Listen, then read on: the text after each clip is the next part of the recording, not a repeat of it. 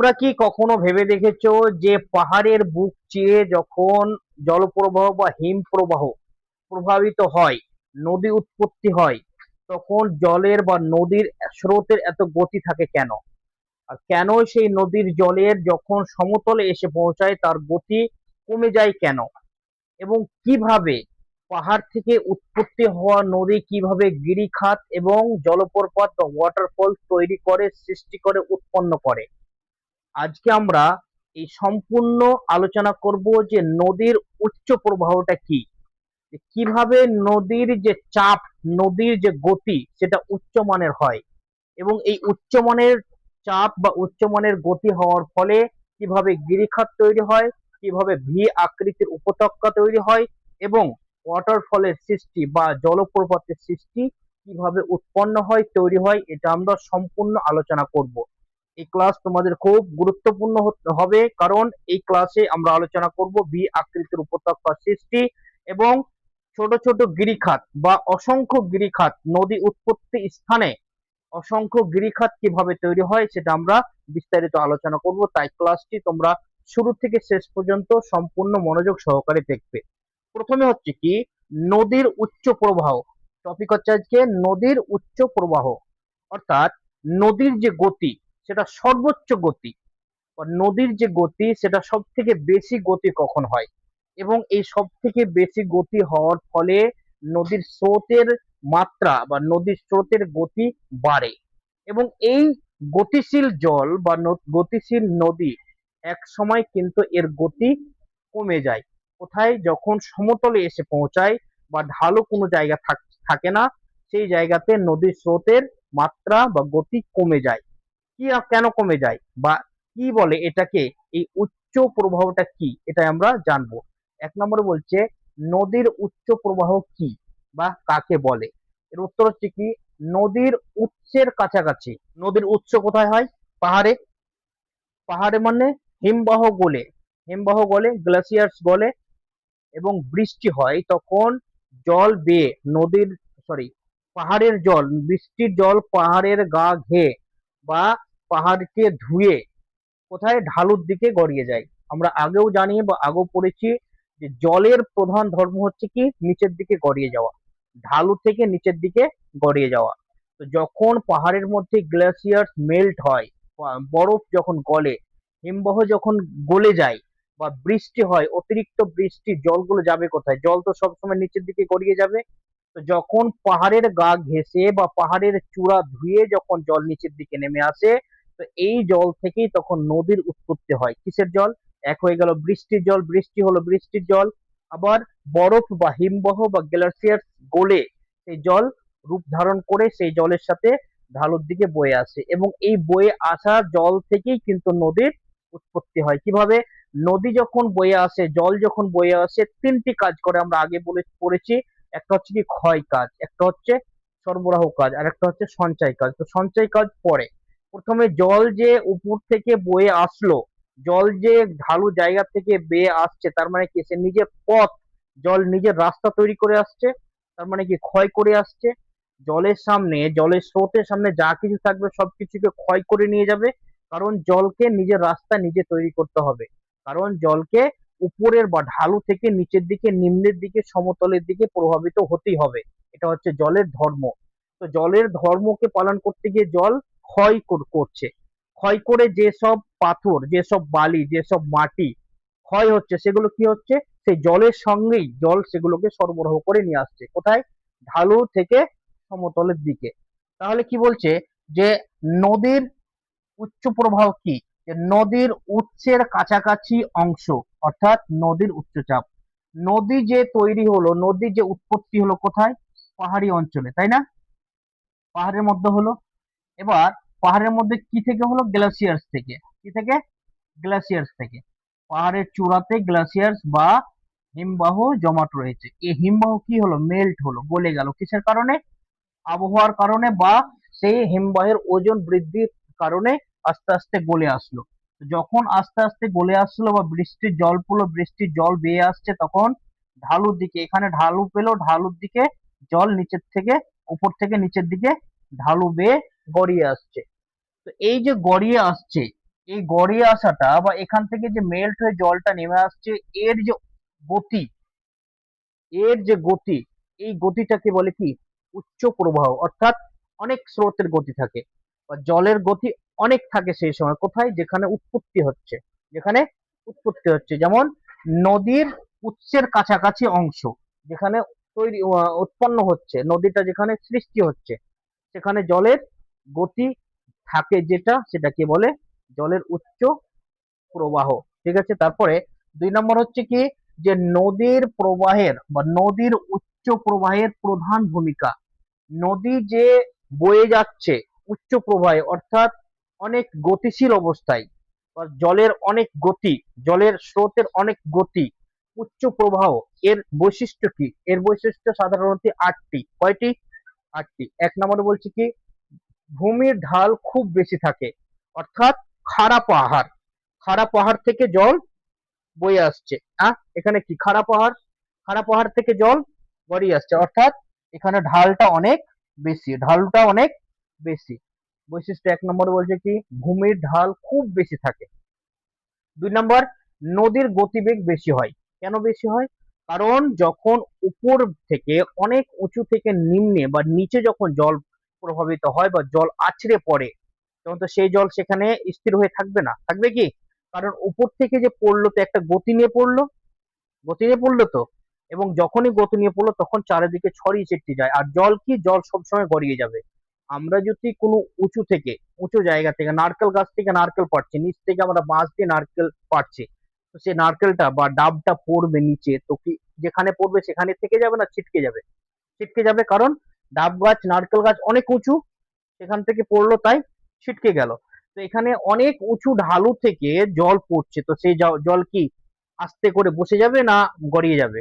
গতিশীল অবস্থায় বা অনেক গতিতে, অনেক জোরে সেই যে স্থান থেকে ছিটকে পড়বে, ছিটকে যাবে চারিদিকে। ওটাই বলছে কি, যে নদীর গতিবেগ অনেক বেশি হয়। তারপরে 3 নম্বরে কি বলছে, যে নদীর জলপ্রবাহ তুলনামূলক ভাবে কম থাকে। ঠিক আছে, অর্থাৎ নদীর যে জল, সারা স্বাভাবিক যে সমতলের জল, সেই জলটা স্বাভাবিক অবস্থায় থাকবে। উপর থেকে যদি জলের চাপ বা উঁচু জায়গা থেকে যদি জলের চাপ বাড়ে, তখন নদীর স্রোতের গতি বাড়ে। আমরা যদি আমাদের এই যে পিছনে নদী বয়ে যাচ্ছে, এই নদী যদি আমরা দেখি, এখন এই সমতল জায়গাতে চাষের জমির আশেপাশে যে সব স্থানগুলি নদীর, এখানে কি রয়েছে, জল সমতল হয়ে, সমতল জায়গাতে স্থির হয়ে থাকছে। যখন বন্যার সময় বা কয়দিন আগে যে বর্ষার জল উপর দিকে বর্ষা হলো, উপর থেকে সব ধুয়ে নদীতে আসলো, তা উপর থেকে কি হচ্ছে, যখন স্রোত বা যখন চাপ বাড়লো উপরে, তখন জলের স্রোতটা বেড়ে গেল বা গতিশীল বেড়ে গেল, অন্যথায় স্বাভাবিক অবস্থায় জল থাকে। তারপরে 4 নম্বর কি, নদী প্রধানত উল্লম্ব ক্ষয় করে। মানে যখন জলের গতির অতিরিক্ত হয়ে যায়, তখন আশেপাশে যা কিছু থাকে সবকিছুকে তহস নহস করে দেয়, সবকিছু ক্ষয় হয়ে যায়। আমরা তো দেখছি যে আমাদের যে নদী বয়ে যাচ্ছে এই গ্রামের পিছন দিয়ে, সেই নদী ধীরে ধীরে ক্ষয় হচ্ছে না? ধীরে ধীরে প্রত্যেক বছর বন্যার সময় পাটাল বা যে স্থান, স্থল থাকে, নদীর ধারের স্থানগুলিকে অনেক কেটে যায় না? এবছর দেখলাম যে কারোর জমি কাটেনি, রয়েছে নদীর উপরে। সামনে বছর বন্যা হলে সেই জায়গাটা কেটে যাবে, কাটে না, ক্ষয় হয়ে যায়। মানে উল্লম্ব ক্ষয় হয়, মানে জলের গতি যখন অতিরিক্ত হয়, সব থেকে বেশি গতি থাকে, তখন সামনে যা কিছু থাকে সবকিছুকে ক্ষয় করে নদী বয়ে নিয়ে চলে যায়। তারপরে কি বলছে, যে নদী উপত্যকা সরু ও গভীর হয়। কেন উপত্যকা সরু ও গভীর হয়? কারণ যখন জল অনেক ঢালু থেকে, অনেক উঁচু থেকে নিচের দিকে আছড়ে পড়ছে, নিচের দিকে জলটা আছড়ে পড়ছে, তখন এখানে কি হচ্ছে, আছড়ে পড়বে তো এখানে যা যে অবস্থা থাকবে, শিলা থাকুক, পাথর থাকুক, নুড়ি পাথর থাকুক, এটা কি এখানে স্থির থাকবে না? অতিরিক্ত ভাবে ক্ষয় হবে, অতিরিক্ত ভাবে ক্ষয় হবে। জল যদি শুরু ভাবে, সুড়ঙ্গ ভাবে পড়ে, সুড়ঙ্গ ভাবে যদি পড়ে, তাহলে কি এক জায়গাতে পড়বে তো ওই জায়গাটা অনেক গভীর হয়ে যায়, গর্ত, মানে ক্ষয় হয়ে গর্ত হয়ে অনেকটা গভীর হয়ে যায়। কেন? কারণ তখন জল শুধু চোঙের মতো হয়ে পড়ে। তো উপর থেকে যখন অতিরিক্ত গতি নিয়ে জল পড়ছে, তখন সেটা চোঙের মতো পড়ছে, মানে সামান্য একটু জায়গাতে।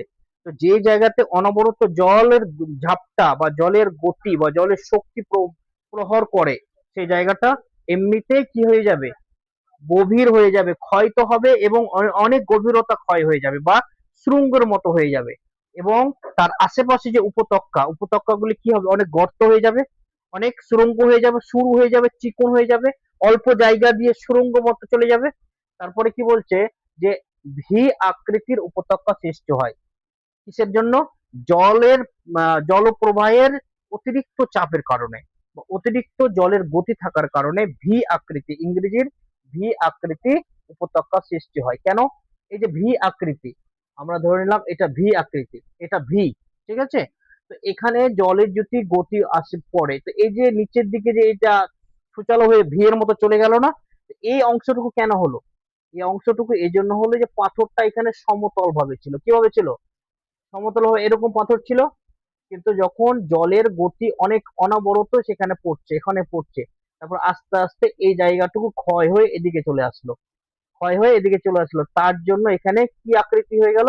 ইংরেজির ভি আকৃতি হয়ে গেল। বুঝা গেল যে জলের অতিরিক্ত গতি থাকার কারণে এক নির্দিষ্ট অংশে জলের ঝাপটা বা জলের গতি প্রহর করার কারণে, আঘাত হওয়ার কারণে সেখানে ইংরেজির ভি আকৃতির উপত্যকা সৃষ্টি হয়। ক্লিয়ার? তারপরে 7 নম্বর কি, জলপ্রপাত ও খরস্রোত দেখা যায়। অর্থাৎ এই জায়গাতে কি দেখা যায়? ঝর্ণা আমরা যাকে বলি, কি বলি গ্রামের ভাষায়? ঝর্ণা। ইংরেজিতে যাকে বলে কি? ওয়াটারফল। বাংলাতে বলছে কি? জলপ্রপাত। ওখানে জলপ্রপাত বা খরস্রোত দেখা যায়, জলপ্রপাত দেখা যায়। তারপরে 8 নম্বর কি, নদীর বহন ক্ষমতা বেশি থাকে। কারণ জলের গতি থাকার কারণে জল বেশি ক্ষয় করছে। তো জল যখন বেশি ক্ষয় করবে, তো ক্ষয় হওয়া পদার্থগুলি কি জলের সাথে বয়ে যাবে। তো জলের গতি বেশি থাকার কারণে জলের বা নদীর বহন কাজটা বা বহন কার্যে বেশি হয়ে যায়। অর্থাৎ বেশি ম্যাটেরিয়াল আসছে, ক্ষয় হওয়া পদার্থ বেশি জমা হচ্ছে, তাহলে ক্ষয় হওয়া পদার্থটাকে কিন্তু বহন করে নিয়ে যেতে হবে। সেই সময় নদীর বহন ক্ষমতা বা বহন করে নিয়ে যাওয়া, ট্রান্সপোর্টেশনের ক্ষমতা নদীর বেড়ে যায়। কেন বাড়বে না? কারণ জলের তো গতি এমনিতে আগে থেকে রয়েছে। এই জলের অতিরিক্ত গতি থাকার কারণে, শক্তি থাকার কারণে নদীর বহন কাজ বা ট্রান্সপোর্টেশনের কাজটা বেড়ে যায়। তারপরে 3 নম্বর বলছে কি, উলম্ব ক্ষয় কি? উলম্ব ক্ষয় কি আমরা এখানে একটা দেখলাম 4 নম্বরে কি, নদী প্রধানত উলম্ব ক্ষয় করে। এই উলম্ব ক্ষয়টা কি প্রশ্ন হতে পারে। তো উলম্ব ক্ষয় কি বলছে যে উচ্চ প্রবাহে, নদীর উচ্চ প্রবাহে নদীর ঢাল বেশি থাকে। সংজ্ঞাতে কি বলছে যে উচ্চ প্রবাহে নদীর ঢাল বেশি থাকার ফলে নদী তার তলদেশকে বেশি ক্ষয় করে, নিচের দিকে গভীর করে।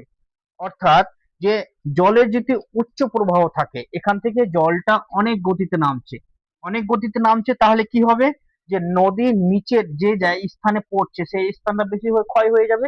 এবং যে স্থানে বেশি হয়ে ক্ষয় হয়ে গেল এই এই আকৃতির, তো এখান থেকে সুড়ঙ্গরূপে জল যে বয়ে আসবে, তো এর গতিটা বেশি থাকবে না?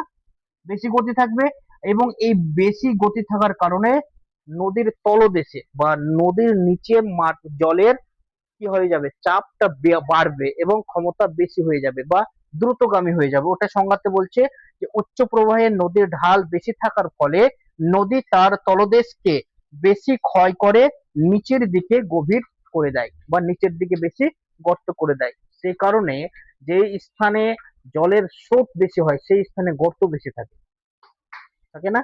মানে জলের গতি যেখানে বেশি, জলের চাপ যেখানে বেশি, সেখানে নদীর গভীরতা বেশি, কারণ সেই স্থানটাতে কি হয়, নদীর তলদেশ বা নিচেরটা মাটিটা বেশি ক্ষয় হয়। আর নদী বেশি ক্ষয় হলো মানে কি, সেখানে গর্ত বেশি হবে। আর নদীতে গর্ত বেশি মানে কি দিয়ে ভরাট থাকে? জল দিয়ে ভরাট থাকে, সেই কারণে সেখানে জলের মাত্রা, জলের গভীরতা বেশি হয়ে যায়। তারপরে কি বলছে 4 নম্বর, ভি আকৃতির উপত্যকা। যেটা আমরা এখানে দেখলাম যে ইংরেজি ভি আকৃতির উপত্যকা সৃষ্টি কিভাবে হলো। তো এই ভি আকৃতির উপত্যকাটা কি বলছে কি, যে উচ্চ প্রবাহ নদীর উলম্ব ক্ষয়ের ফলে পাশের ঢাল থেকে ও মাটি ও শিলা নদীর দিকে নেমে আসে, ফলে ভি আকৃতির উপত্যকা সৃষ্টি হয়। যেটা আমরা বললাম যে গতিশীল, জলের গতি বেশি থাকার কারণে, বেশি থাকার দরুন বা জলের চাপ বেশি থাকার কারণে কি হয়, যেখানে জল পড়ে সেখানে তো গভীরতার দিকে যায় এবং যার ফলে আশেপাশের উপত্যকা থেকেও সেখানে শিলা বালি, পাথর, মাটি সব ধসে আসে। ফলে কি হয়, ভি আকৃতির উপত্যকার সৃষ্টি হয়। ক্লিয়ার? তারপরে কি বলছে 5 নাম্বার, যে জলপ্রপাত কিভাবে সৃষ্টি হয়, অর্থাৎ ওয়াটারফল অর্থাৎ ঝর্ণা কিভাবে সৃষ্টি হয়। বলছে কি কঠিন ও নরম শিলার অসম ক্ষয়ে গভীরতার পার্থক্য হয়, ফলে জলপ্রপাতের সৃষ্টি হয়। কিভাবে? যখন জলের সামনে, জল যখন গতিশীল হয়ে বয়ে আসছে, সেই জায়গাতে যদি একটা নরম পাথর থাকে আর একটা কঠিন পাথর থাকে, নরম বা কঠিন শিলা থাকে, একটা নরম পাথর একটা কঠিন কঠিন পাথর, তাহলে সেই সময় জল কোন পাথরটাকে ক্ষয় করবে বেশি? নরমটাকে ক্ষয় করবে বেশি। আমি জলের স্রোত দিলাম, জল ঢাললাম, দুইটা জিনিস রয়েছে। বালি দিয়ে আমি একটা পাথর বানালাম, একটা অরিজিনাল পাথর রাখলাম, কোনটা আগে ক্ষয় হয়ে যাবে? যেটা বালি দিয়ে পাথর তৈরি করলাম সেটাকে ক্ষয় হয়ে যাবে, কারণ সেটা নরম পাথর। তো ঠিক এই জলপ্রপাত সৃষ্টির জন্য এটা হচ্ছে যে পাশাপাশি দুইটি পাথর রয়েছে, একটি কি দুর্বল, একটি হচ্ছে কঠিন, একটি নরম একটি কঠিন। জলের যখন ঝাপটা আসছে, গতি আসছে, সেই সময় নরম পাথর ক্ষয় হয়ে যাচ্ছে। নরম পাথর ক্ষয় হয়ে যাওয়ার ফলে জল তখন আকৃতি রূপ দিয়ে নিচের দিকে আছড়ে পড়ছে। যখন জল উপর থেকে নিচের দিকে আছড়ে পড়ে, সেই যে আছড়ে পড়াটাকে বলে কি জলপ্রপাত বা ঝর্ণা। এইভাবে জলপ্রপাতের সৃষ্টি হয়। তারপরে 6 নম্বরে কি বলছে, 6 নম্বর পয়েন্টে বলছে কি গিরিখাত। গিরিখাতটা কি? গিরিখাতটা হচ্ছে সাধারণত পাহাড়েরই একটি স্থল, বা এই জলের কারণে ক্ষয় হয়ে এক আকৃতির রূপ ধারণ করে, সেটাকে বলে গিরিখাত। আমরা পড়ি কি যে উচ্চ প্রবাহে নদীর প্রবল উলম্ব ক্ষয়ের ফলে নদীর উপত্যকা অত্যন্ত গভীর ও সংকীর্ণ হয়ে যেতে পারে। এই ধরনের গভীর ও সংকীর্ণ উপত্যকাকে বলা হয় গিরিখাত। অর্থাৎ অনেক সংকীর্ণ, একটা পাথর, এই একটা পাথর, এখানে জলের ঝাপটা আছড়ে পড়ছে, পড়ছে না? এই জলের আছড়ে পড়াটার ফলে কি হচ্ছে, একে একে এই পাথরটি ক্ষয় হতে হতে হতে হতে একেবারে গভীরতার দিকে চলে আসছে, বা এর এই আকৃতির রূপ ধারণ করে নিচ্ছে, মানে অনেক সংকীর্ণ হচ্ছে। সংকীর্ণ বলতে কি চিকন সরু, যেমন এই মার্কারটা, এর মধ্যে যে ইটা রয়েছে, গোলাইটা, এটা হচ্ছে কি অনেক সংকীর্ণ। এর থেকে আবার বেশি সংকীর্ণ হচ্ছে কি এই কলমের ইটা, কলমের যে ছিদ্রটা, এটা এই মার্কার থেকে বেশি সংকীর্ণ, বেশি কম, এর থেকে কম ছিদ্র।